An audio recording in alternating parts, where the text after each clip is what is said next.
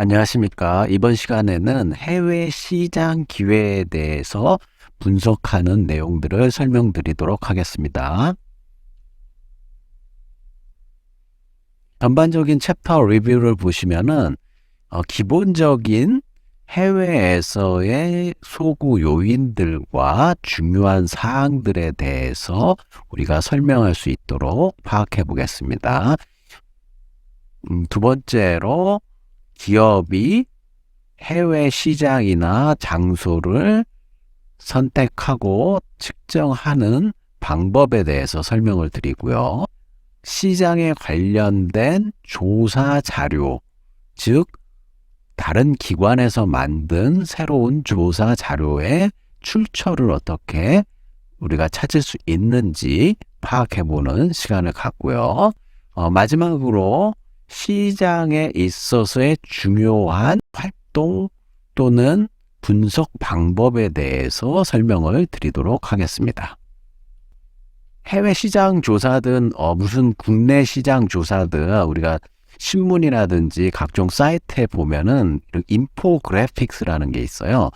인포메이션과 그림을 합친다. 그래서 인포그래픽스라는 자료들을 잘 활용을 하면은 유용한 통계 정보를 얻을 수가 있죠. 예전에 스마트폰 보급률에 관련된 지표를 연합뉴스에서 이렇게 퍼센티지별로 국가별로 이렇게 보급률을 발표한 자료가 있고, 또 다른 자료에는 어떤 나라에서 가장 많이 스마트폰 어플리케이션을 사용하고 있는지 조사한 자료도 있죠. 1위가 당당히 한국이었죠. 이거는 과거의 자료인데 현재도 이렇게 되어 있는지는 다시 조사를 해봐야 되고요. 이 스마트폰 연도별로 이제 가입자가 늘어나고 있는데 2018년도에 5천만 명을 돌파를 했다는 거죠.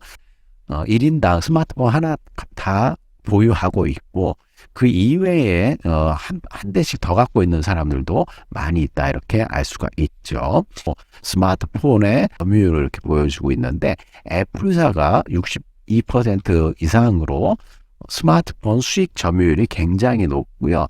그 이외에 이제 삼성전자 약간 수익 점유율은 떨어졌지만, 재밌는 거는 삼성전자는 애플의 액정 디스플레이라든지 반도체라든지 여러 가지 부품들을 공급하고 있기 때문에 애플의 스마트폰도 본부도 같은 동반 수익을 창출할 수 있다, 이렇게 말씀드리고요.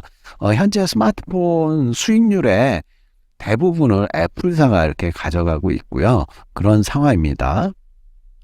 우리가 시장이나 특정 장소를 조사하는 데 있어서 어떤 단계가 있는지를 파악해 봐야 되는데, 첫 번째 단계부터 시작해서 네 번째 단계별로 이렇게 진행이 되고 있습니다. 그래서 첫 번째로 우리가 파악해야 될 것이 특정 지역에 있어서 기본적인 욕구나 이런 내용들이 어떤 게 있는지를 우선적으로 파악을 해 봐야 되고요.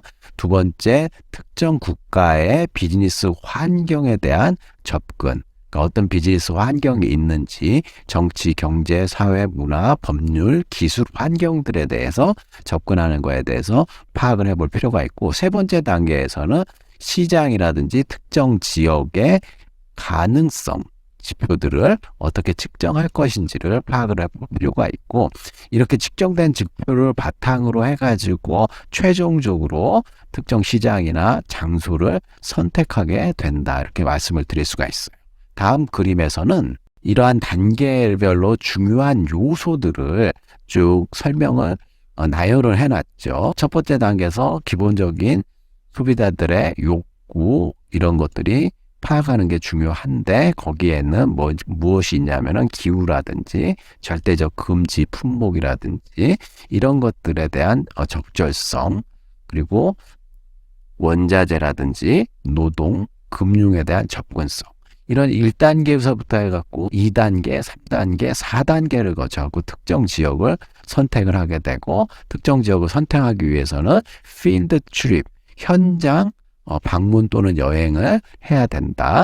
그 다음에 마지막으로 경쟁자 분석을 함으로써 시장 선택이나 장소를 선택할 수 있다. 그리고 3단계까지 또 말씀을 드리자면, 특정 장소나 시장을 에 있어서의 가능성을 어떻게 측정하냐면, 현재 판매량이라든지 수입 탄력성, 시장의 문제성 지수라든지 그다음에 근로자들의 근로 품질, 원재료, 인프라스트럭처의 구축 여부 이런 걸로 시장 잠재력을 파악을 해볼 수가 있고요. 그 다음에 특정 국가의 비즈니스 환경에는 언어라든지 태도, 종교적 신념, 전통, 직업윤리, 작업윤리, 정부의 규제, 정부의 관료주의, 정치적 안정성, 재정적, 금융적 정책, 통화 이슈, 운송 비용, 국가 이미지 이런 것들이 국가의 비즈니스 환경에 포함이 되고요. 1단계부터 4단계까지 거쳐갖고 우리가 특정 시장에서 기회를 포착할 수 있는 중요한 분석 방법을 제시를 하고 있습니다. 그림과 사진들은 홍콩 지역을 얘기하고 있는데 해외에 가면은 다양한 기회라든지 전시회, 박람회 이런 것들이 있고 다양한 소비자들이 필요로 하는 내용들이 있기 때문에 현장 방문의 중요성을 보여주기 위해서 또는 시장 조사의 중요한 항목들 이런 것들을 사진이나 그림으로 좀 보시라고 넣어놨습니다.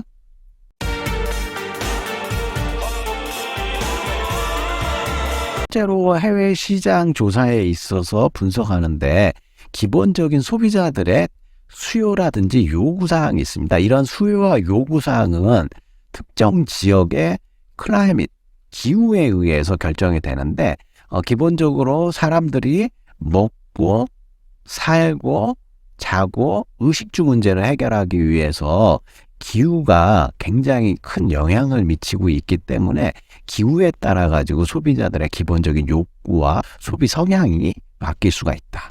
그리고 특정 지역에서는 absolute bans 해갖고 특정 금지 품목. 그 사람 이슬람 종교권에서 돼지고기라든지 특정 건들 이런 것들에 대해서는 금지 품목을 하고 있기 때문에 해외 시장 조사를 할 때는 이런 것들이 어떤 품목들이 있는지를 잘 파악을 해둘 필요가 있겠죠.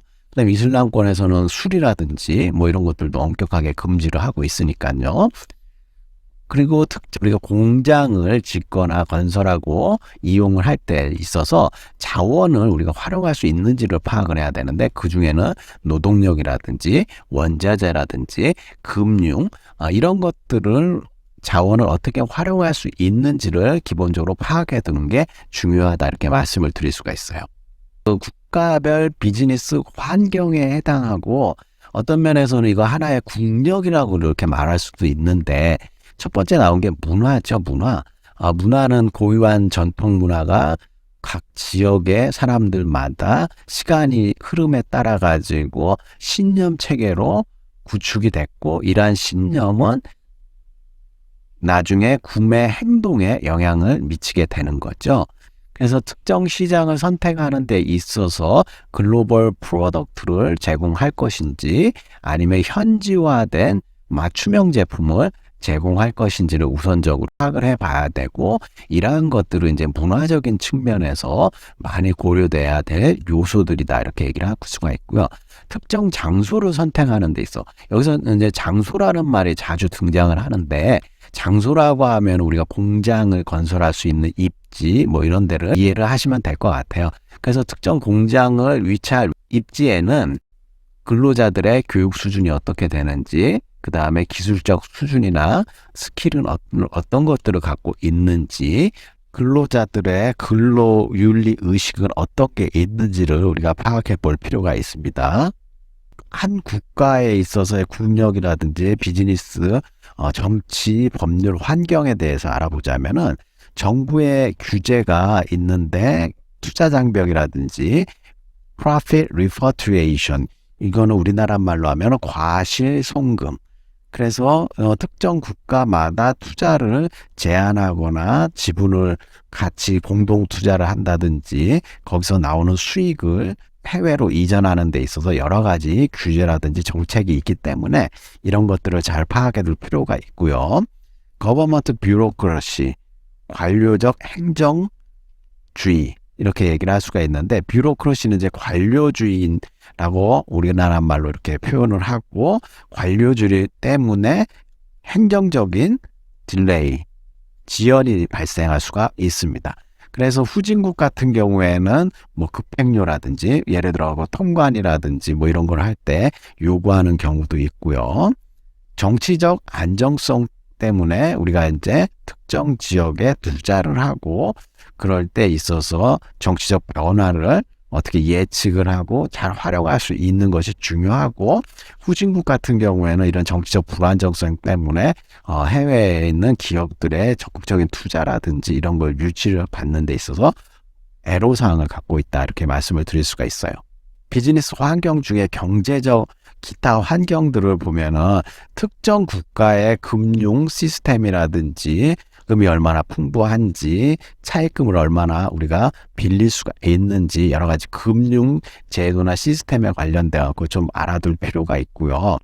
그 다음에 무역과 투자에 관련된 정책이 얼마나 외국인들에게 호의적인지, 그 다음 통화와 유동성에 관련돼 갖고 얼마나 안정적으로 흐름을 갖고 있는 국가인지, 그 다음에 물류 인프라라든지 유통망, 물류망이 얼마나 잘 구축이 되어 있는지, 그리고 마지막으로 특정 국가의 이미지가 얼마나 사람들에게 긍정적이고 호의적으로 받아들일 수 있는 이미지가 있는지를 알아둘 필요가 있겠죠. 국가 이미지 하면은 여러분들 아프리카에서 만든 향수하고 프랑스에서 만든 향수하고 어떤 것을 하고 물어보신다면은 대부분이 프랑스에서 만든 향수를 쓴다고 하겠죠. 그렇지만은 그 프랑스 향수의 원료인 예를 들어 장미, 향, 원액 이런 거는 아프리카 지역의 장미 재배 농가에서 원액을 압축해가지고 프랑스로 보내고 있죠. 그래서 이제 국가 이미지 자체가 브랜드라든지 특정 환경을 이해하는 데 굉장히 중요한 요소로 작용을 하고 있습니다.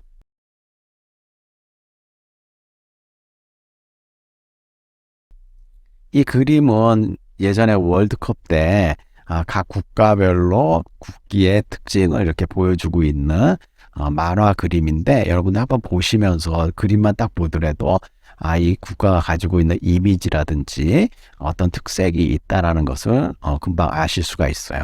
일본, 프랑스, 한국, 스페인, 포르투갈 뭐 다양한 국가들이 있죠.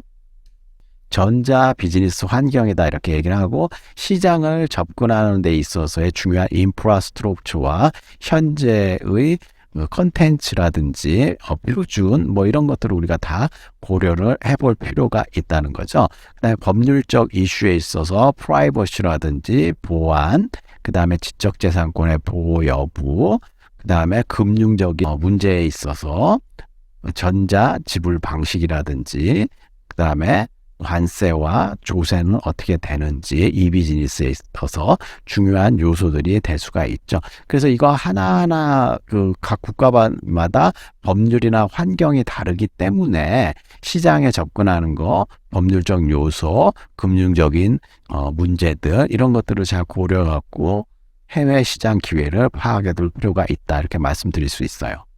시장에 있어서의 그 가능성을 파악을 해야 되는데, 우리 책에서는 두 가지 시장을 표시를 하고 있는데, 첫 번째가 industrialized market, 즉 선진국 시장의 가능성을 파악하는 요소 중에 하나가 인구 숫자가 얼마나 되는지, 경쟁자의 시장 지분은 어떻게 되는지, 수출입 규모는 어떻게 되는지, 유통망은 어떻게 구축되어 있는지, 마케팅 접근은 어떻게 하는지, 소매의 수준 레벨은 어떻게 되는지, 소득 탄력성은 어떻게 되는지, 이런 지표를 통해 갖고 선진국 시장에 있어서의 시장 가능성을 파악해 볼 수가 있다, 이렇게 말씀을 드릴 수가 있고요. 사진은 여러 가지 뭐 전략이라든지 마케팅, 뭐 돈에 관련된 내용들을 보여주고 있는데, 미국에서는 달러로 이렇게 자기네 마음대로 이렇게 찍어낼 수 있는 권한이 있죠. 그리고 이분은 조지 소로스라고 헤지펀드의 대가인 분이죠. 조지 소로스. 신흥 시장에 있어서의 시장 잠재력은 어떻게 파악하는가? 그래서 시장의 규모가 사이즈가 어떻게 되는지, 시장의 성장률은 어떻게 되는지, 마켓 인텐시티, 여기서는 그냥 구매할 수 있는 능력이다. 이렇게 돈을 주고 살 수 있는 능력. 두 번째, 마켓 컨섬션 커파시티, 이것은 소비할 수 있는 양.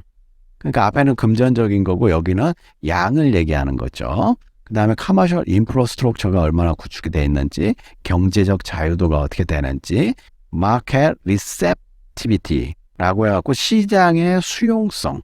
그래서 어떤 제품이 나오면 문화적인 차이라든지 사회적 인식이 다르기 때문에 혁신적 제품이 나왔을 때 얼마나 수용할 수 있고 받아들이고 구매를 할 수 있느냐의 지표가 되겠죠. 그 다음에 국가의 리스크 정도는 어떻게 되는지, 이런 것들이 중요한 신흥 시장에 있어서의 성장 가능성이다. 이렇게 얘기를 하고요. 신흥 시장이라고 하면 요즘에는 이제 아세안 지역이라든지 브릭스 지역이라든지 아프리카 지역을 신흥 시장으로서 급격히 성장하고 있다. 이렇게 얘기를 할 수가 있어요. 시장의 가능성은 앞에서 말씀드렸다시피 선진국과 신흥 성장 국가 이렇게 나눌 수가 있는데, 여기에 선진국 같은 경우에는 쉽게 데이터를 우리가 활용할 수가 있고요. 시장에 대한 수요나 이런 것들, 즉 예를 들어 갖고 소득 탄력성 이런 것들을 공신력 있는 기관의 자료를 사용을 해 갖고 예측하는데 어려움이 없다. 이렇게 말씀을 드릴 수가 있는데, 이머징 마켓 같은 경우에는 오늘날에 있어서 뭐 그 어느 때보다도 이머징 마켓이 중요하지만 그 안에 그 빠른 성장률에 따른 정보의 부족이라든지 데이터의 신뢰성 문제라든지 여러 가지 이제 그 데이터상의 문제점들이 있기 때문에 이런 것들을 충분히 고려를 해가지고 만들 필요가 있다. 자료를 활용할 필요가 있고 지표를 이용할 필요가 있다. 이렇게 말씀을 드릴 수가 있어요. 해외 시장이나 특정 장소 지역을 선택하는 데 있어서 마지막 단계에서 중요한 게 현장 방문 또는 점검, 여행이 필요하다. 이 현장 방문 또는 점검을 통해 갖고 협상에 우리가 임할 수도 있고요. 여러 가지 우리 제품이라든지 사업에 대해서 첫 번째로 노출을 할 수도 있고요. 다른 고객들과 여러 관계 기관자들과 만날 수도 있고요. 우리가 특정 지역에서 중요시하는 게 바로 경쟁자 분석인데요. 아무리 시장에 잠재 가능성이 있고 지표가 매력적이더라도 강력한 경쟁자가 있어갖고 수익을 창출하기 어려운 상황이라면 큰 문제가 되겠죠. 그래서 경쟁자 분석에 있어서 중요한 파악 요소들을 보시면은 첫 번째가 투입물에 대한 접근 가능성, 그 다음에 경쟁자들의 숫자와 지분, 경쟁자들의 어떤 전략을 갖고 있는지, 그 다음에 유통망의 접근 가능성, 고객들의 충성도 정도는 어떻게 되는지를 통해서 경쟁자 분석을 실시해야 된다는 거죠. 우리가 여러 가지 시장 잠재 가능성 지표라든지 국가의 비즈니스 환경이라든지 앞에서 말한 소비자들의 기본적인 욕구가 뭔지를 이렇게 파악을 했으면 여러 가지 이제 데이터를 가지고 분석을 하고 조사를 해야 되는데, 기본적인 그 시장 조사의 어려움에 대해서 말씀드리자면 첫 번째가 데이터의 활용 가능성이에요. 중요한 데이터라든지 꼭 필요한 데이터를 구해갖고 정확하게 분석을 해가지고 해야 되는데, 후진국 같은 경우에는 이런 중요한 데이터를 구하기도 어려울 뿐만 아니라 신뢰성이 굉장히 떨어질 경우가 많거든요. 그래서 이제 데이터를 어떻게 우리가 구할 수 있는지 이게 중요한 요소 중에 하나고, 해외에서는 특히 이런 데이터의 활용 입수 가능성이 국내보다 더 어렵다는 것을 우리가 알아둘 필요가 있죠. 다음으로 이제 데이터의 호환 가능성인데, 호환 가능성 또는 비교 가능성 이렇게 얘기를 할 수가 있어요. 각 국가별로 도량령이라든지 언어라든지 문화라든지 이런 것들이 다르기 때문에 여기서 오는 이제 데이터의 비교 불가능성이라든지 비교 복잡성이 있다는 거죠. 예를 들어 가지고 우리나라는 킬로미터라는 단위를 쓰는데 미국 같은 경우는 마일이라는 걸 쓰고요. 여러 가지 이제 속도라든지 무게라든지 길이에 있어서 차이가 날 수가 있다는 걸 염두에 둘 필요가 있고 이런 것들을 다 호환을 나중에 시켜줘야 된다는 거죠. 그다음에 문화적인 차이에 의해서 특정 그 데이터의 입수 가능성이 다르다. 그래서 우리나라에서는 별거 아닌 데이터가 외국에서는 프라이버시라든지 굉장히 민감한 데이터가 될 수도 있고 소비자들이 쉽게 안 알려주는 경우도 있고 해외 시장 조사를 하는 데 있어서는 여러 가지 문제점이 있는데 그중에서도 이 세 가지가 가장 큰 문제점으로 봉착을 하고 있다.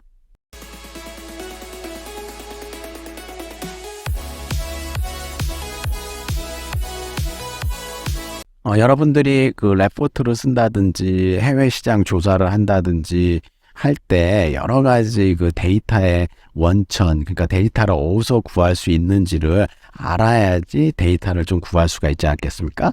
그래서 첫 번째로 나온 게 International Organization 해갖고 여기에는 WTO에서 발행한 자료라든지 UN이라든지 월드뱅크라든지 웅크타드 여러 기관 자료를 우리가 국제 조직의 자료를 활용을 할 수가 있고요.